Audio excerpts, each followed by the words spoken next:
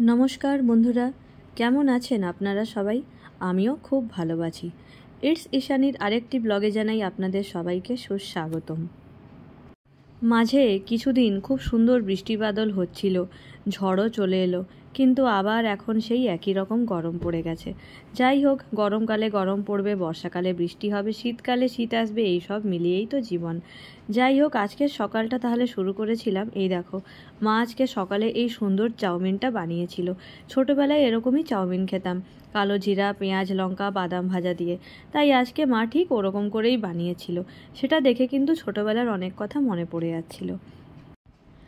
তারপর যাই হোক বন্ধুরা, ব্রেকফাস্ট হওয়ার পরে চলে গেছিলাম আবার থেকে ঘর গোছাতে। এই দেখো, প্রথমে আমরা কি করি, যেহেতু আমাদের বাড়িতে কাঁচের জানলা, তাই আমরা পর্দার পিছনে প্রথমে কিন্তু একটা করে চাদর দিয়ে আমরা ক্লিপ দিয়ে সেটা আটকে রাখি। এতে কিন্তু ঘর বেশ ঠান্ডা থাকে। অনেক সময় আমরা কিন্তু চাদরটা ভিজিয়েও জানলায় আটকে রাখি। এসি চললেই বাকি, এসি তো আর সব সময় চলছে না, ওই জন্য এইভাবে করলে কিন্তু ঘর খুব ঠান্ডা থাকে। আমি জানি তোমরাও হয়তো অনেকে এরকম করে থাকো। কারা কারা এরকম করো আমাকে অবশ্যই জানিও। যাই হোক, এরপর এই দেখো, বিছানাটা এরপর আগে পরিষ্কার করে নিচ্ছিলাম। আর আজকে একটা কুশনও দিয়েছিলাম। এই কুশনটা আলমারিতে রাখা ছিল, সেদিন জামা কাপড় ভাঁজ করতে গিয়ে হঠাৎ এটা চোখে পড়লো, তাই এটা বের করে নিয়েছি। এই দেখো, জানলা দিয়ে একবার বাগানটা দেখে নিচ্ছি। আমাদের বাড়ির পিছনে যে জলটা জমেছিল আগের বার বৃষ্টি হওয়ার পর, সেটা কিন্তু এখনও ভালোভাবে শুকোয়নি। আগের থেকে অনেকটা কমে গেছে ঠিকই, কিন্তু তাও। এরপর যাই হোক, এরপর একটু গ্রিন টি করে খেয়ে নিলাম। এই দেখো, এরপর আগে একটু গ্রিন টিটা খেয়ে নিচ্ছি, তারপরে আবার বাকি কাজগুলো করব। আমি তো তোমাদের বন্ধুরা আগেই বলেছি যে আমাদের হাউস হেল্প আছে, কিন্তু এরপরও যেহেতু বোঝো আছে, আর তাছাড়া ঘর তো অনেকবারই ঝাড় দিতে লাগে। ঘর তো আর সারাদিনে একবার ঝাড় দিলে হয় না। প্রথমে একটু ঘরটা ভালো করে ঝাড় দিয়ে নিচ্ছিলাম। এই দেখো, ঘরটা ঝাড় দিয়ে নিয়েছি ভালো করে, কারণ চাদরটা ঝাড়লাম তখনও অনেকক্ষণ সময় বাকি ছিল, তাই আগে একটু ঘরটা ভালো করে ঝাড় দিয়ে নিলাম। আমাদের ঘরে যেই জিনিসটা সব থেকে কমন পাওয়া যাবে ঝাঁটালে, সেটা হলো বোঝোর লোম। তোমাদের যার যার বাড়িতে এরকম পোষ্য আছে তারা নিশ্চয়ই এটা খুব ভালোভাবেই জানবে। আমরা তো এখন এটার সাথে রীতিমতো অভ্যস্ত, এখন কিছু মনেই হয় না। তারপর এই দেখো, আজকে প্রথমে আমাদের এই সিঁড়ির স্টিলের যে রেলিংগুলো আছে এগুলো আগে মুছে নিচ্ছিলাম, কারণ এগুলোকে মাঝে মাঝে ঝাড়পোছ না করলে কিন্তু এগুলো একটা ময়লা হয়ে যায়। এরপর দেখো, সিঁড়িটা আগে ভালো করে মোছা হয়ে গেছিলো। এরপর কিন্তু সিঁড়িটাকে একটু শুকনো করে করে মুছে নিচ্ছিলাম, কারণ সিঁড়িতে যেহেতু সারাক্ষণ ওঠানামা হয়, সিঁড়িতে যদি খুব বেশিক্ষণ এটা যদি ভেজা থাকে তাতে আমাদের খুব অসুবিধা হয়। তাই আগে এটাকে মুছে নিয়েছি। এরপর কিন্তু ভালো করে সিঁড়িটা একদম শুকনো করে এই মপিং স্টিকটা দিয়ে পরিষ্কার করে নিচ্ছিলাম। ডাইনিং টেবিলটা সকালবেলা যেরকমই গুছিয়ে রাখি, রাত হতে হতে কিন্তু এত জিনিসপত্র রাখা হয়ে যায় যে সেটা আবার কিন্তু একটু আগোছালো হয়ে যায়। তাই সকালে উঠে প্রত্যেক দিনই কিন্তু ডাইনিং টেবিলটা একবার করে পরিষ্কার করে নিতে হয়। সবচেয়ে বেশি কিন্তু জিনিসপত্র থাকে বোঝো বেবির। এই দেখো, প্রথমে একটু ভালো করে কলিন দিয়ে ডাইনিং টেবিলটা পরিষ্কার করে নিচ্ছিলাম। এর ওপর অনেক কিছুই রাখা ছিল, আস্তে আস্তে সব কিছু উঠিয়ে নিচ্ছিলাম। বন্ধুরা, আগে আমি তোমাদের সবাইকে একটা ধন্যবাদ জানাতে চাই। ধন্যবাদটা এই কারণে, আমি আগের দিন যে ব্লগটা দিয়েছিলাম সেটা আমি আমার কাকি শাশুড়ির যে ওরা বাড়ি বানিয়েছে সেটা নিয়ে দিয়েছিলাম। তোমরা সবাই দেখলাম ব্লগটাকে অনেক অনেক ভালোবাসা দিয়েছো। এটা দেখে আমি সত্যি খুব খুশি হয়েছি, কারণ আমরা যখন কষ্ট করে একটা ব্লগ বানাই, সেটা একমাত্র বানাই সবাই দেখবে, সবার কেমন লাগবে সেটারই জন্য। সবাই যদি সেটাকে দেখে, সবাই যদি সেটাকে ভালো বলে, সবার যদি ভালো লাগে, এটার থেকে বড় শান্তি কিন্তু আর কিছু হতে পারে না। আর আমার আগের ব্লগটা দেখলাম তোমাদের সবার বেশ ভালো লেগেছে। তো যাই হোক, সেটার জন্য তোমাদের সকলকে জানাই অসংখ্য ধন্যবাদ। তাহলে এই দেখো, এভাবে তোমাদের সঙ্গে কথা বলতে বলতে আর একটা করে জিনিসপত্র সরিয়ে সব কিছু জায়গায় জিনিস জায়গায় রাখতে রাখতে কিন্তু টেবিলটা পরিষ্কার। আর আমি যখন পরিষ্কার করি এরকম, আমি কিন্তু টেবিল ক্লথটা উঠিয়ে একটু টেবিলের নিচটাও মুছে নিই। এতে কিন্তু টেবিলটা খুব ভালো পরিষ্কার থাকে। যাই হোক, আজকে আরেকটা এক্সট্রা কাজ করে নিচ্ছিলাম। এক্সট্রা কাজ বলা ভুল, মাঝে মাঝেই এটা করে থাকি। এই দেখো, এটা হচ্ছে আমাদের বাথরুমের সাথে লাগোয়া হচ্ছে বেসিনটা। এটা দেখলাম যে একটু ময়লা হয়েছে, তাই ভাবলাম আজকে এটা ভালো করে পরিষ্কার করে নিই। তাই এই দেখো, ব্রাশ দিয়ে এটা একদম ভালো করে পরিষ্কার করছি। আমাদের কিন্তু এই বেসিনের একটা জিনিস খুব ভালো, এটা কিন্তু বেশিক্ষণ ময়লা আটকে থাকে না। যদি এটাকে অল্পভাবে ভালো করে যদি এটাকে একটু ঘষে ঘষে ধুয়ে ফেলা হয়, খুব তাড়াতাড়ি কিন্তু এটায় ময়লাটা উঠে যায়। এই দেখো, একদম টকটক ঝকঝক করছে। দেখে মনেই হচ্ছে না যে এত বছর হয়ে গেছে, দেখে মনে হচ্ছে যেন একদম নতুন বেসিন, তাই না বলো? এই ডিজাইনটাও আমার খুব পছন্দ। এখন যদিও আরও অনেক রকম ডিজাইন এসছে, কিন্তু আমরা যখন এটা কিনেছিলাম প্রায় আজ থেকে 7-8 বছর আগে, তখন কিন্তু এই ডিজাইনগুলোই ছিল। আর দেখো, এটা কিন্তু বেশ সুন্দর দেখতে। অনেকেরই বাড়িতে দেখি বেসিনের জায়গাটা খুব ছোট, মুখ ধোয়ার সময় দেখি অনেক সমস্যা হয়, কিন্তু আমাদের এই জায়গাটা কিন্তু অনেকটা বড় বেসিনের। তাই আমাদের হাত ধুতে, মুখ ধুতে, কোনো কিছুতেই, হাত ধুতে না, মুখ ধুতে কিন্তু একেবারেই অসুবিধা হয় না। জলটা কিন্তু একদমই বাইরের দিকে পড়ে না।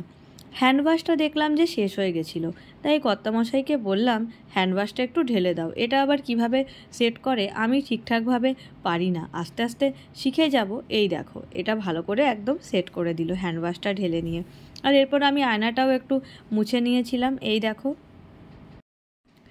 যাই হোক, এরপর শুরু হলো যেটা হচ্ছে সারাদিনের সবথেকে মেন কাজ, মানে রান্নাবান্না।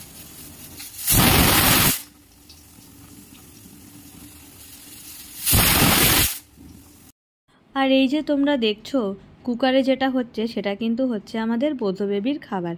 মা আগেই ওর খাবারটা কিন্তু চাপিয়ে দিয়েছিল, কারণ আগে ওর খাবারটা হয়, তারপর সেটাকে ঠান্ডা করে ওকে দিতে হয়, বেশ অনেকটা সময় লাগে।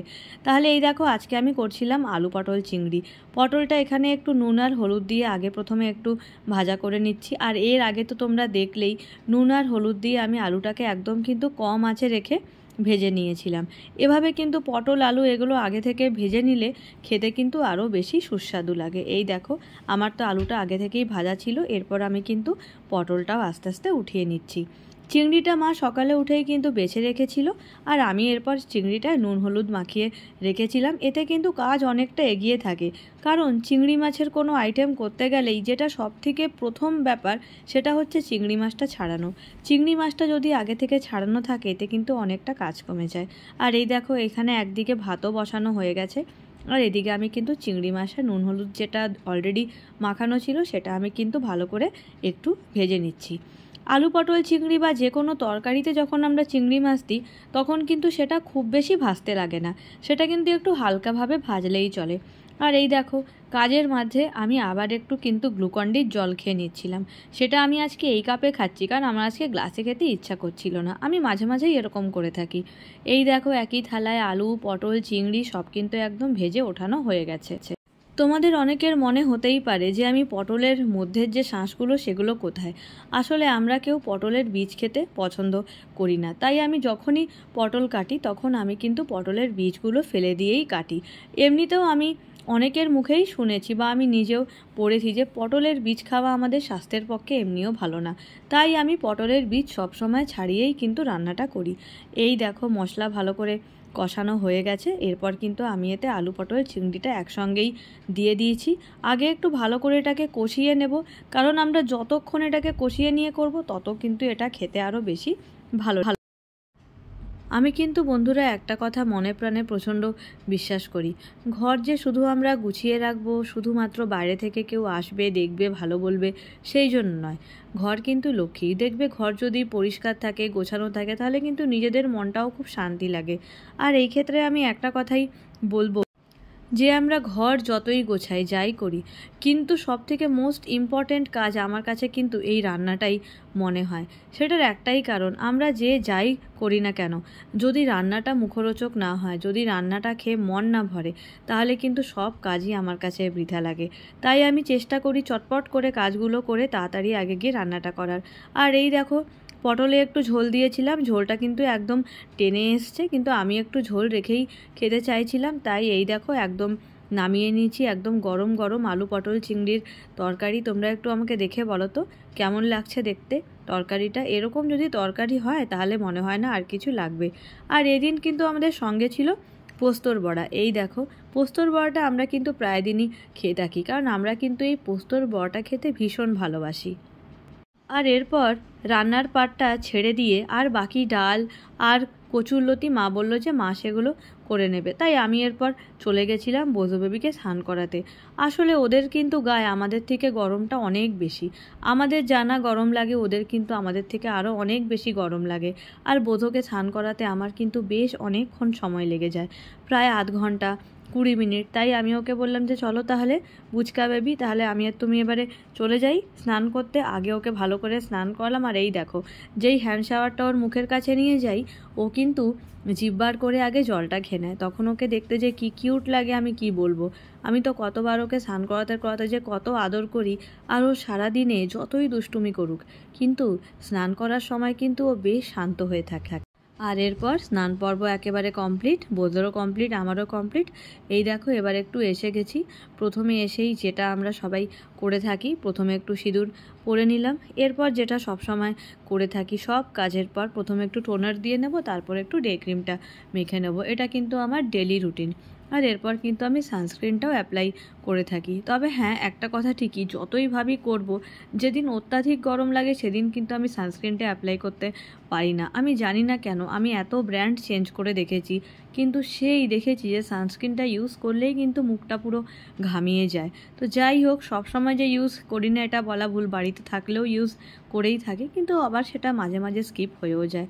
এই দেখো ভালো করে একদম ময়শ্চারাইজারটা মুখের মধ্যে মেখে নিচ্ছি। এই দেখো, আমরা সারাদিনে কতই কাজ করি না করি, আমার মনে হয় সারাদিনে কিন্তু মিনিমাম 15 মিনিট সময় নিজেদেরকে দিতেই হয়, আর ম্যাক্সিমাম আধ ঘন্টা।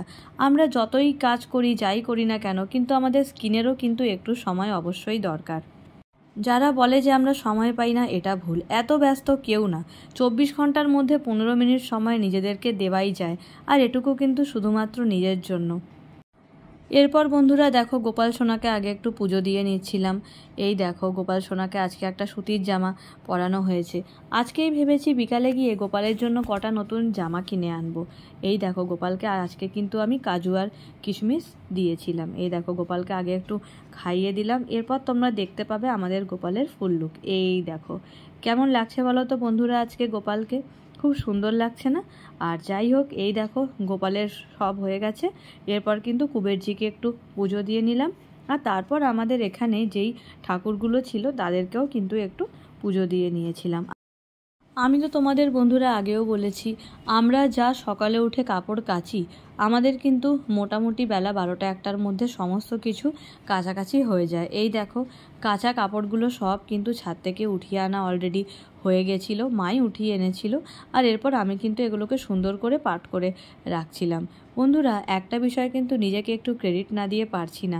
আমি কিন্তু এই জামা কাপড় খুব সুন্দরই দেখো ভাঁজ করতে পারি। এই দেখো, গেঞ্জিগুলোকে একদম সুন্দর করে টান টান করে পাট করে আমি রাখছিলাম। শুধুমাত্র গেঞ্জি কেন, যা যা এনেছিলাম সব কিছুই। এতে কিন্তু মনে হয় অর্ধেকটা কাজ কমে গেল। কারণ এই যে আমরা এত এত জামা কাপড় কাচ্ছি, এগুলোকে যদি ফেলে রেখে দিই তাহলে একদম জামা কাপড়ের পাহাড় হয়ে যাবে। এই দেখো বন্ধুরা, সব কিছু কিন্তু হয়ে গেল। মাঝখানে আবার কটা দিন এত বৃষ্টি ছিল যে ভালোভাবে কিন্তু কাচা যায়নি। তখন কিন্তু অল্প অল্প করে কাচা হচ্ছিল, আর সেগুলো আমরা কিন্তু ঘরের মধ্যেই মেলছিলাম। সিঁড়িঘরে আমাদের তার খাটানো আছে, সেখানে কিন্তু একটা রোদে জামা কাপড় শুকানোর কিন্তু ব্যাপারটাই পুরো আলাদা। যাই, তোমাদের অনেকেরই ব্লগ দেখি, যারা দেখি সারাদিন বাড়ির সমস্ত কাজ খুব সুন্দরভাবে একা হাতে গুছিয়ে করো। আমার সত্যি দেখতে খুব ভাল লাগে। সত্যি বলতে আমি কিন্তু এই ব্লগগুলো তাদের দেখে ইন্সপায়ার হয়েই বানাচ্ছি। কতটা ভালো খারাপ কি হবে না হবে সেটা আমি জানি না, কিন্তু এখন অবধি আমি যেরকম রিভিউ পাচ্ছি তাতে আমার মনে হচ্ছে তোমাদের হয়তো আমার ব্লগগুলো ভালো লাগছে। যদি ভালো লেগে থাকে তাহলে আমাকে অবশ্যই জানিও, কারণ এই যে সমস্ত ব্লগ করা, ভিডিও করা, শর্টস দেওয়া, এগুলো সবই তোমাদেরই জন্য। তোমাদের যদি ভালো লাগে সেটার থেকে আনন্দের কিন্তু আর কিছু হয় না। এই দেখো বন্ধুরা, কাজ করতে করতে এই দেখো সব কিছু প্রায় পাট করা হয়ে গেছে, আর অল্প জিনিসই বাকি। এরপর কিন্তু এগুলো সব একদম ওয়ার্ড্রোবে ভালো করে উঠিয়ে সাজিয়ে রাখবো। এরপর ভেবেছি একদিন এরকম একটা ব্লগ করব যে আমার কি কি শাড়ির কালেকশন আছে সেগুলো কিন্তু তোমাদের সবাইকে দেখাবো। তবে সেটা আজকে নয়, সেটা কিন্তু কিছুদিন পর করব। ব্লগের একদম শেষে এসে তোমাদের সবাইকে আমি একটা কথা অবশ্যই বলতে চাই, তোমরা যারা সারাদিন অনেক কাজকর্ম করো, নিজেদের দিকেও কিন্তু একটু খেয়াল অবশ্যই রাখতে হবে। কারণ আমরা যারা গৃহিণীরা আছে, সবাই যারা সারাদিন কাজকর্ম করে থাকে, যদি নিজেরাই অসুস্থ হয়ে যাও, যদি নিজেরাই ভালো না থাকো, তাহলে সবাইকে ভালোটা রাখবে কি করে, তাই না? তাই নিজের দিকেও কিন্তু অবশ্যই খেয়াল রাখতে হবে। একটু স্কিন কেয়ার করতে হবে, একটু নিজের প্রতি যত্ন নিতে হবে। এত এখন গরম পড়েছে, মাঝে মাঝেই কিন্তু জল খেতে হবে। এসব করেই কিন্তু নিজের দিকে অবশ্যই যত্ন রাখতে হবে। এই দেখো বন্ধুরা, আমার এই করতে করতে সমস্ত জামাকাপড় পাট করা হয়ে গেল। বন্ধুরা, বোধহয় একটা ছোট্ট ভিডিও ক্লিপ তোমাদের সাথে শেয়ার করলাম দেখানোর জন্য যে আমার কর্তামশাই যখন বাইরে থেকে আসে তখন ঠিক বোধহয় রিয়াকশানটা কীরকম হয়। ও হয় ওর মোজা নয় রুমাল কোনো কিছু একটা নিয়ে চলে যায়। এটা কিন্তু ওর জন্য একটা খেলা। আমরা তারপর রীতিমতো যুদ্ধ করে ওর কাছ থেকে সেটা আদায় করি। আর এটা কিন্তু আমরা সবাই বেশ এনজয় করে থাকি, কারণ বোধও কিন্তু আমাদের কাছে আমাদের সন্তানেরই মতো। যাই হোক বন্ধুরা, আজকের এই ব্লগটা আমি এখানেই শেষ করলাম। তোমরা আমাকে অবশ্যই জানিও এই ব্লগটা তোমাদের কেমন লাগলো। যদি ভালো লাগে তাহলে অবশ্যই সাবস্ক্রাইব করে আমার পাশে থেকো, আর অবশ্যই দেখতে থেকো ইটস ঈশানী। টাটা।